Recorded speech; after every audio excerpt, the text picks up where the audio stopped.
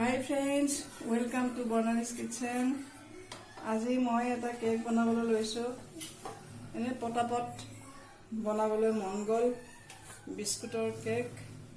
Marigold biscuit আছিল, বেছি লোৱা নাই বিস্কুট, মই মেৰিগোল্ড বিস্কুট লৈছো এনে 12-15খন মান। তাৰ পিছত আপোনাৰ ইয়াতে দিছো দুটা কণী, অলপ ৰিফাইন, আধা কাপ মান হ'ব ৰিফাইন, আৰু পিছত আপোনাৰ বেকিং পাউডাৰ, এই বেকিং পাউডাৰ অলপ, আৰু আপোনাৰ এয়া গাখীৰত মই ডেইৰী মিল্ক চকলেট দি লৈছোঁ অলপ কালাৰটোৰ কাৰণে।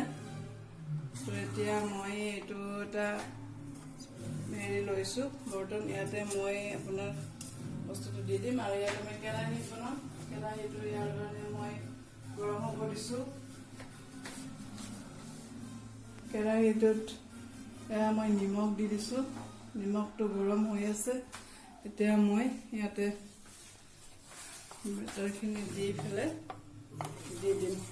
এতিয়া মই ফেটি ল'লোঁ এইখিনি, এইটো এতিয়া দি ল'ম, ঢাকি থৈ দিম।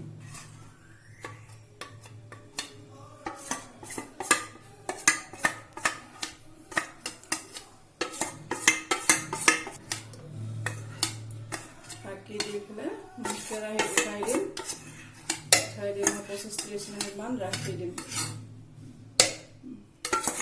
ইয়াৰ ওপৰত অলপমান ড্ৰাই ফ্ৰুটছ দি দিছোঁ, কাজু খিচমিচ একেলগে দিলে মানে চব বহি যায়, সেইকাৰণে মই ইয়াৰে ওপৰত অলপ কাজু খিচমিচ দি দিছোঁ। সেইটো দি আৰু ঢাকি দি দিছোঁ। এইফালে মই আৰু এটা কেৰাহী উঠাই দিছোঁ। ইয়াতে বাপেক জীয়েকে খাই আমাৰ মেগী বনাবলৈ লৈছোঁ। ইয়াৰ কাৰণে মই গাজৰ, বিনছ, বন্ধাকবি, পিঁয়াজ চব একেলগে কাটি লৈছোঁ। ফ্ৰাই কৰি কাৰণে 3 পেকেট মেগী লৈছোঁ। এতিয়া বনাম মেগী, চাই থাকক আপোনালোকে। এয়া মোৰ মেগী ৰেডি হৈ গৈছে। এইফালে কেক হৈ আছে, কেকটো অলপ টাইম লাগিব।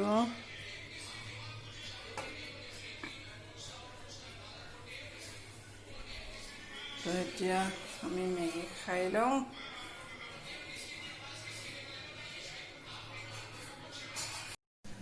Good morning friends.